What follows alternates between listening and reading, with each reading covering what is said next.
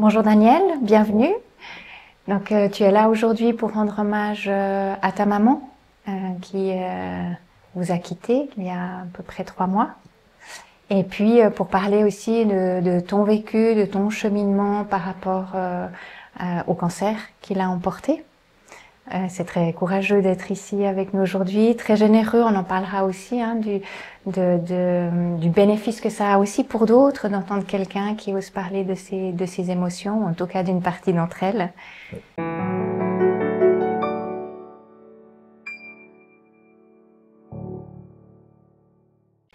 Alors pour commencer, si tu es d'accord, est-ce que tu veux bien nous dire quelques mots sur ta maman, qui elle était?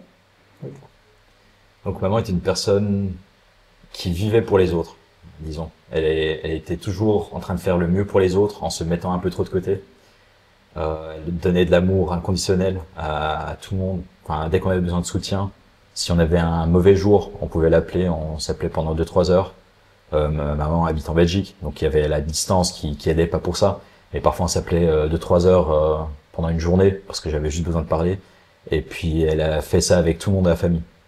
Donc elle était toujours disponible partout où elle allait. En fait, les personnes la voyaient comme une personne super bienveillante.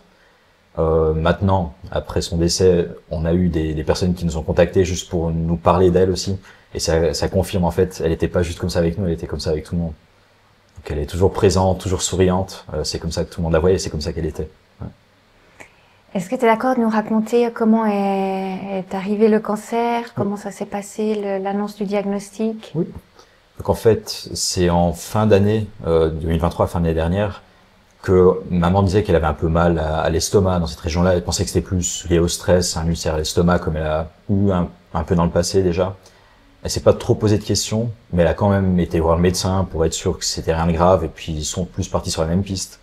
Donc il y avait une gastroscopie, plus des analyses liées au diagnostic supposé, et pas vraiment de diagnostic approfondi. Et puis après, elle a dit, je continue quand même à avoir mal. Si c'est pas l'estomac, qu'est-ce que c'est? Donc ils ont fait une échographie. C'est là qu'ils ont vu des taches sur le foie. C'était pas des taches qui indiquaient un cancer primaire du foie. Donc c'est là qu'on a compris qu'il y avait autre chose et les médecins n'arrivaient pas à trouver d'où ça venait. Donc c'est là qu'ils ont fait un IRM, que du haut. Ils ont juste pas été assez bas pour voir en fait que c'était les voies biliaires. Donc ça a traîné un peu à cause de ça. Mais on a appris, je pense 1 mois plus tard, que c'était les voies biliaires par des analyses, des ponctions.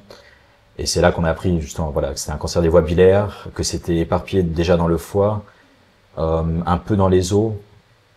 Du coup, il y avait pas grand-chose à faire. On pouvait tester avec une chimio expérimentale qui avait, selon les médecins, un grand succès sur certains cas.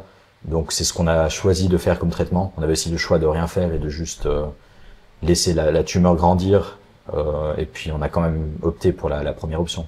On essayait quand même d'attaquer. Maman a hésité un petit moment. Elle nous a même consulté pour voir quel était notre avis là-dessus. Nous, on a dit que c'était son choix. On l'a supporté dans son choix. Enfin, on était derrière elle dans son choix. Puis elle a décidé de quand même essayer la chimio expérimentale, qui a plus causé des problèmes parce que c'était des infections, les plaquettes dans le sang étaient basses à cause du traitement. Il y a eu des complications à cause de ça aussi. Donc c'était un choix à faire.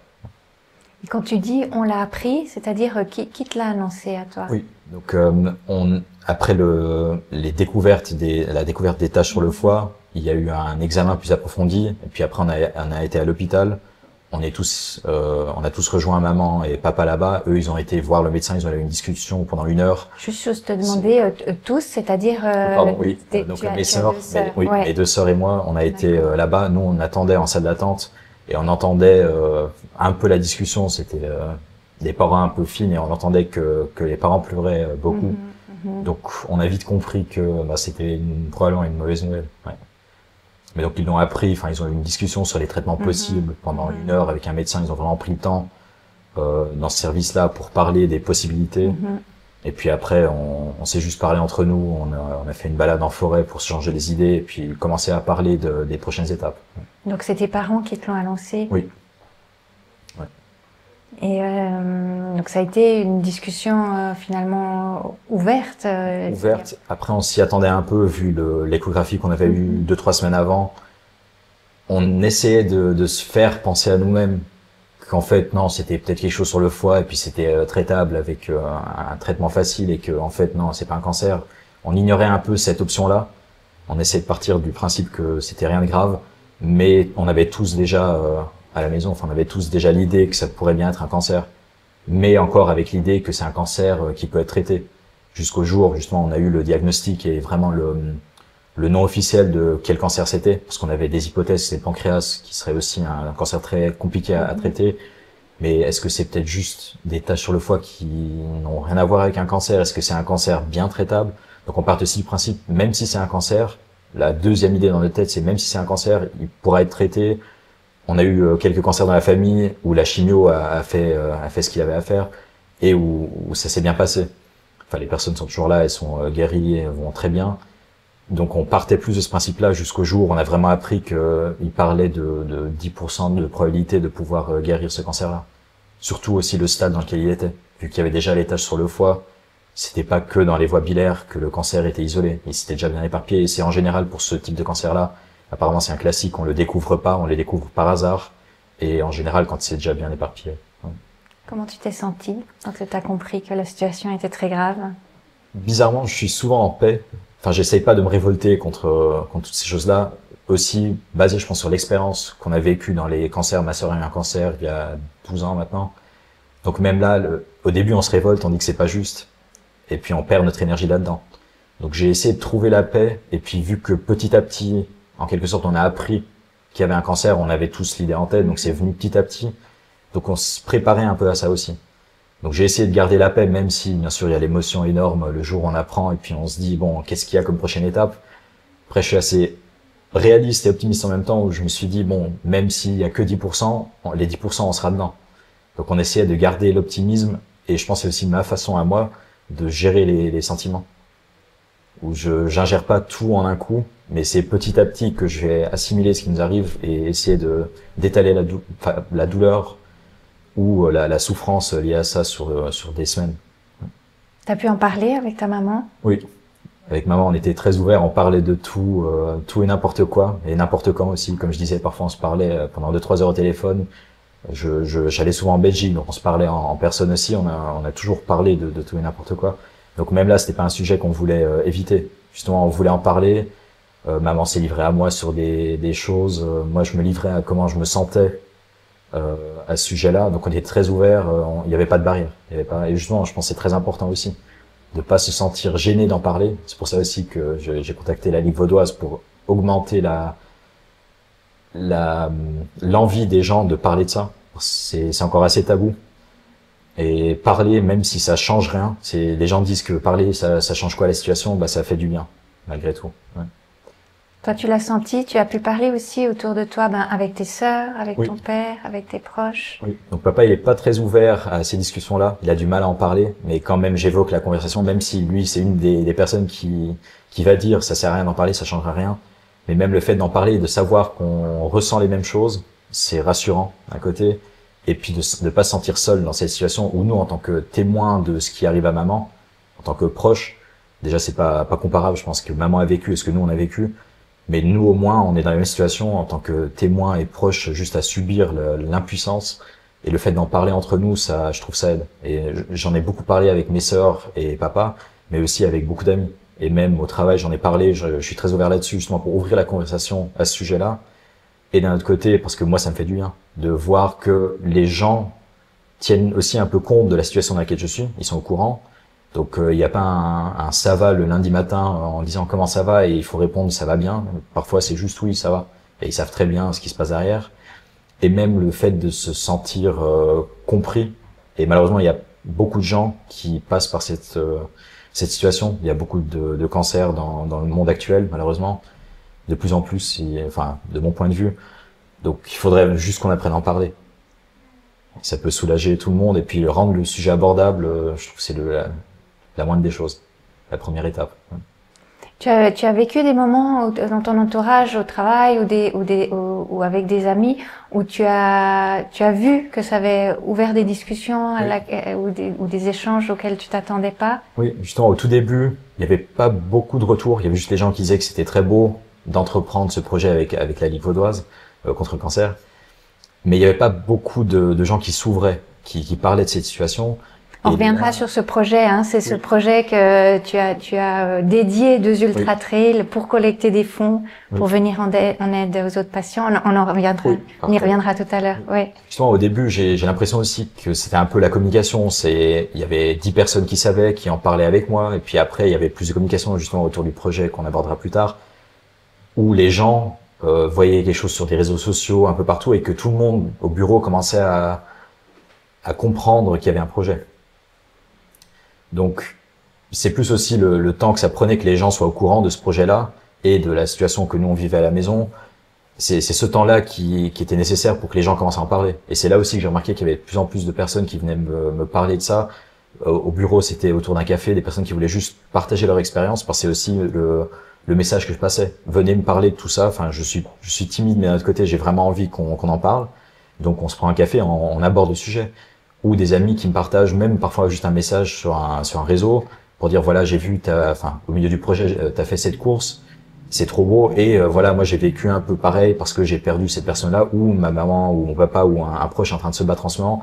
Donc c'est des échanges qui sont venus comme ça au fur et à mesure, des gens qui se sont sentis concernés par le sujet et qui sont juste venus me parler. Ouais. Est-ce qu'il y a des moments où peut-être ça a été trop pour toi d'être aussi dans l'accueil de tous ces autres témoignages? Non, ça a que été bénéficiaire. Enfin, un gros bénéfice, en fait, de sentir qu'on n'est pas seul. Et même des jours où j'avais pas envie d'en parler, et je pensais pas avoir envie d'en parler ce jour-là, quand quelqu'un me venait parler de ça, tout de suite j'étais ouvert, et ça a quand même fait du bien. Vu après, enfin le soir, je me disais, en fait, ça fait du bien d'en parler, même si j'avais pas trop envie d'aborder le sujet aujourd'hui, ça a quand même fait du bien à la fin de la journée. Donc parfois ça a l'air trop et déjà on le vit pleinement, que les gens viennent nous parler que de ça. C'est un peu embêtant, et parfois même les potes me demandaient est-ce qu'on parle de ça ou on parle de totalement autre chose. Donc parfois ils savaient aussi, parfois par expérience eux-mêmes parce qu'ils ont vécu une situation similaire, soit parce qu'ils ont une très bonne connaissance d'une personne, de comment interagir avec des gens. Et puis parfois on parlait de tout et n'importe quoi, mais à chaque fois on revenait quand même vite fait à la discussion. Enfin, au sujet qui était primordial à ce moment-là. Donc pour toi, ça a vraiment permis de te sentir soutenu. Je crois que tu m'as raconté tout à l'heure, peut-être tu peux le redire, à quel point des amis se sont mobilisés aussi pour toi. Oui, voilà, il y a même des amis qui habitent à Lausanne. Mes parents habitent en Belgique. Et puis ils ont proposé de venir en avion, de prendre un hôtel en Belgique pour venir cuisiner pour les parents.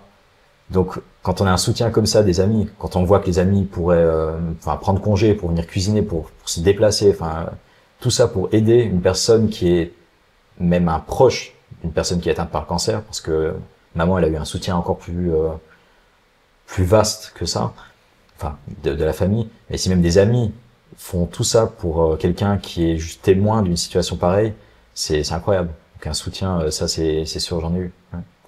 Puis des messages au quotidien. Il y a des amis qui chaque matin m'envoyaient juste un message, on pense à toi. Donc il y a un soutien incroyable, et c'est pour ça que je tiens debout aujourd'hui, c'est aussi grâce à ça. Sinon ça aurait été très très très compliqué. Et j'ai pu continuer à travailler, à faire mes exploits que je voulais faire niveau sport, à continuer la vie tout en étant là pour maman. Et c'est aussi la liberté que j'ai une grande chance niveau travail, qui m'ont donné la possibilité d'être en télétravail quasi toute la période de 4 mois où on est en train de perdre maman. On savait pas quand ça allait terminer, mais au boulot ils ont dit vas-y, tu feras moins de voyages pour le boulot, mais tu seras proche de ta maman, et c'est ça le plus important. Donc j'ai eu cette liberté, et ça, tout ça ensemble, ça a fait que j'ai pu tout continuer normalement. C'est une belle reconnaissance pour ses proches, ses amis qui t'ont soutenu. Avant de parler de ces exploits que tu as faits, est-ce que ça a changé quelque chose dans vos liens familiaux? Papa, il s'ouvre un peu. Ça, c'est compliqué pour une personne qui a du mal à s'exprimer. Moi, je suis j'arrive très bien à m'exprimer au niveau sentiment. Ça, c'est quelque chose que j'ai surtout appris avec maman. Et je vois que maintenant, papa, il commence à s'exprimer sur le sujet. Même si il continue à dire que ça change rien d'en parler, le fait d'en parler, on en parle de plus en plus. Donc ça a changé.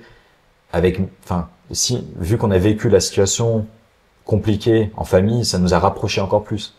même si à la distance, moi j'habite en Suisse, eux ils habitent en Belgique, on se parle plus encore qu'avant. Et puis quand on se voit en Belgique, on est vraiment, enfin on essaye de passer le plus de temps possible ensemble, même si c'est pour parler de tout et n'importe quoi et un peu éviter le sujet parce que c'est encore très frais, ça fait 3 mois qu'on est parti. C'est encore très récent, donc parfois on parle vraiment de ce sujet-là et parfois on parle de complètement autre chose et on essaie juste de se distraire et puis de passer du bon temps ensemble. Est-ce que tu as pu dire tout ce que tu voulais lui dire à ta maman avant qu'elle s'en aille? Justement, heureusement, on parlait beaucoup avec maman. Je suis très proche de mes parents, c'est mes meilleurs amis, disons. Donc on a toujours, enfin j'ai toujours tout dit, tout ce que j'avais à dire, je le disais le jour même. Ça c'est un truc que j'ai commencé à faire quand j'ai bougé en Suisse, quand j'ai déménagé en Suisse. Vu qu'il y avait un peu la distance, je voulais être sûr qu'on communique d'une façon très claire et qu'on continue à parler de tout et n'importe quoi comme si on habitait dans la même maison. Et quand je voyais que maman elle est de moins en moins bien, j'ai quand même décidé de faire un email, un peu une façon moins classique, disons, mais pour pouvoir relire l'email. Maintenant, j'en sens pas le besoin, mais peut-être que dans quelques années, j'aurai le besoin de voir est-ce que j'ai dit ça et ça et ça à maman. Donc j'ai un email où j'ai redit tout ce que j'avais déjà dit une quinzaine de fois à maman. Elle a aussi répondu, donc j'ai un message, c'est comme une lettre en fait, où j'ai un témoignage de la part de maman de comment elle m'a vu dans sa vie, ce que j'ai apporté à sa vie, ce que elle a apporté à ma vie. On s'est partagé ça et j'ai une preuve de ça. C'est aussi pour ça que je l'ai fait. Et j'ai même conseillé de faire pareil à mes deux sœurs qui finalement ont fait pareil. Juste pour avoir une sorte de preuve, quand on a des petits doutes, quand on se sent pas bien, on peut juste relire un message de maman. Puis j'ai même hésité, mais ça je sentais que maman était trop fatiguée, mais de demander si elle voulait écrire une lettre à tout le monde et je voulais bien l'aider là-dedans, mais je voyais qu'elle était trop faible à la fin et puis je me suis dit, je veux pas lui infliger ça parce qu'elle, si je lui donne l'idée, elle va se sentir obligée de le faire, enfin elle va vouloir le faire, et elle va perdre beaucoup d'énergie là-dedans et je préférais passer juste du temps avec elle dans ces derniers jours, semaines, on savait pas. Et aujourd'hui, quand tu penses à ta maman, c'est encore très frais, hein, Oui. mais qu'est-ce qui te vient en tête? Comme j'ai dit au début, en fait, comme je la voyais, enfin, j'essaye de continuer ce qu'elle a commencé. Elle voulait faire un monde meilleur. Elle l'a fait dans la famille et dans son entourage. Moi, j'essaye de faire pareil. Ouais. Puis c'est aussi ce que m'a dit papa. Il essaie de continuer ce que maman a commencé avec nous. Nous, on est littéralement la suite de papa et maman. Donc, il donne tout pour que nous, on puisse continuer. Et vous donnez pour les autres, tu donnes pour les autres. Raconte-nous ce défi des montagnes qui s'est nommé comme ça, que tu as réalisé, commencé pendant la maladie de ta maman et puis que tu as poursuivi après son décès. Donc j'ai commencé le trail il y a 4 ans. J'ai vite penché vers l'ultra trail. Enfin les distances se sont accumulées, disons. C'est petit à petit, j'oserais dire, mais c'est pas trop petit à petit sur 4 ans. Donc j'avais 2 ultra trails planifiés cet été. C'est pas qu'ils avaient pas de sens, mais c'était purement sportif et puis juste pour me surpasser moi et me retrouver moi-même. Donc déjà, je cherchais, depuis que je suis en Suisse, ça fait 4 ans et demi maintenant que je suis en Suisse, je cherche un peu à me rencontrer moi-même, mentalement, vraiment un combat mental contre moi-même. Je suis un peu dans ce délire-là. Ça avait du sens comme ça, mais quand on a appris pour un an, je me suis dit, est-ce que je pourrais pas donner encore plus de sens à ces 2 ultra-trails? Et c'est là que j'ai contacté la Ligue vaudoise contre le cancer, juste en essayant de voir s'il y avait la possibilité de collaborer. Et j'ai tout de suite eu la réponse que c'était un projet qu'on pouvait faire ensemble. Et c'est là que je me suis dit que c'était justement parfait parce que c'est expressif. Enfin, il y a du réseau. Enfin, il y a des communications sur les réseaux sociaux. Il y a des gens qui voient juste l'exploit sportif, mais c'est aussi une voie où on peut communiquer avec des gens. Et je trouve que c'est là que c'est important. D'accord, moi j'ai fait ça, mais j'ai souffert une journée. C'est ce que je dis souvent. J'ai souffert une journée pendant un trail. Il y a maman qui souffrait, qui était en combat pendant des semaines et des semaines. Donc je préfère mettre l'attention sur ce combat-là et pas sur le mien. Donc j'attire l'attention, disons, et après je mets l'attention plus sur un autre truc où je veux que les gens voient ça.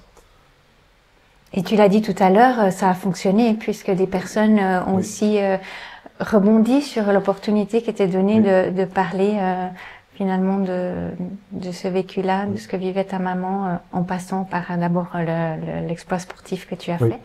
Donc tu as réalisé 2 ultra-trails. C'était combien de kilomètres et de dénivelé? Donc le premier c'était un 100 km avec 6500 de dénivelé. Puis le deuxième il s'est un peu compliqué à cause des conditions météo. C'était censé être un 113, donc une distance que j'avais jamais faite. Enfin le 100 km c'était un premier aussi. Il s'est finalement écourté à 75 km. mais dans des conditions plus extrêmes, donc avec la neige. C'était un autre défi, mais je suis content qu'il ait eu lieu quand même, parce que j'avais vraiment ce projet à finir, j'avais ces 2 ultra trails en tête. Il y a des blessures qui sont venues entre deux aussi, qui ont compliqué un peu les choses, mais c'est là aussi que j'ai pu faire honneur à ce que maman nous a appris: quand on se lance dans un projet, on le finit. C'est aussi pour ça que je suis têtu. Moi, je dis discipliné et persuadé surtout, pas vraiment têtu, mais finalement ça revient à ça. Et j'ai voulu finir le projet. Et qu'est-ce que ta maman t'a dit à la fin du premier exploit? Ouais, elle était très fière. Elle avait peur d'un côté parce que c'est un exploit sportif qui fait peur aux parents. Quand on se lance dans des ultras, c'est un peu l'extrême aussi de la course à pied. Ça fait peur, mais d'un autre côté, elle était très fière et touchée aussi par la démarche. Et c'est aussi ce que papa me dit encore, il me l'a dit la semaine dernière: la preuve d'amour que j'ai montrée à travers le défi dédié à maman, c'est très beau. Et ça aide aussi les proches à se dire: bon, on a vécu cette chose terrible, mais on essaye de rendre le monde meilleur avec nos moyens. Donc juste pour ça, si ça peut aider une personne qui se retrouve, même juste niveau sport, qui veut faire pareil, ou que ça ouvre une discussion, et ça l'a vraiment fait. Il y a je pense une vingtaine de personnes qui sont venues me parler par-ci par-là, par les réseaux sociaux, autour d'un café au boulot, ou en personne, parce que c'est des amis très proches. Il y a des gens qui ont partagé aussi leur vécu, et qui ont dit: c'est la première fois que j'en parle, j'ai pas trop l'habitude d'en parler, mais j'aimerais qu'on en parle. Donc ça a quand même ouvert les gens à en parler, et c'était un des grands buts de ce projet. Mission accomplie. Oui. On arrive au terme déjà de cet entretien qui a passé très très vite. Oui. J'aimerais profiter pour remercier tous ceux qui t'ont soutenu, toutes celles aussi qui t'ont soutenu pendant ce défi, ce qui a permis de récolter aussi beaucoup de dons qui nous permettent, nous, à la Ligue vaudoise contre le cancer, par ce transfert, d'aider des personnes qui ont peut-être moins d'entourage autour d'elles ou qui ont besoin de soutien financier ou juridique ou de programmes de réadaptation. On accompagne aussi les proches après un décès pour celles et ceux qui en ont besoin. Et ça, on peut le faire aussi grâce à des actions comme la tienne. Donc vraiment, je vois deux intérêts majeurs, comme tu l'as dit, la porte qui s'ouvre pour parler de la maladie, et puis effectivement cette générosité de toutes celles, tous ceux qui t'ont suivi et qui ont soutenu l'action. Avant de te laisser, est-ce qu'il y a un dernier mot que tu aimerais dire Justement, je peux pas assez remercier les gens qui ont justement soutenu ce projet, que ce soit juste en me soutenant moi dans cette période, des amis, la famille, soit des gens qui sont venus, ça peut être les mêmes personnes, mais des gens qui sont venus me soutenir pendant les courses.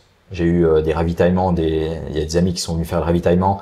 Même pendant la course, on passe par des moments bien compliqués. Donc là, ça a été un soutien incroyable. Et juste les gens qui sont venus parler de ce sujet, de montrer qu'en fait, moi, je m'ouvre. Je suis timide de base, je m'ouvre à ce sujet-là. Que les gens qui sont peut-être dans la même situation et qui sont peut-être aussi timides et qui osent pas en parler, qui viennent me parler, ça me touche aussi beaucoup. Donc je peux que les remercier. Enfin, c'est le but de ce projet justement, de se soutenir, parce que comme tu avais dit au début, il n'y a pas tout le temps des gens qui vivent un cancer qui sont entourés par des personnes qui pourraient les aider. Donc ça, malheureusement, quand il n'y a pas ça, il y a des organisations comme la Ligue vaudoise contre le cancer, ou même des proches qui ont vécu les mêmes choses ou qui ont entendu parler de ces projets-là, qui peuvent s'ouvrir à ça et soutenir les gens. Parce on doit rester ensemble, on doit rester soudés. On est ensemble, c'est le titre. Ouais, exactement. De notre rendez-vous. Merci beaucoup, Daniel. Merci à vous. Merci à toutes et tous. Et puis, vous pouvez nous contacter sur les réseaux sociaux, sur notre plateforme parlonscancer.ch et bien entendu, nous appeler. On est là pour vous. Merci.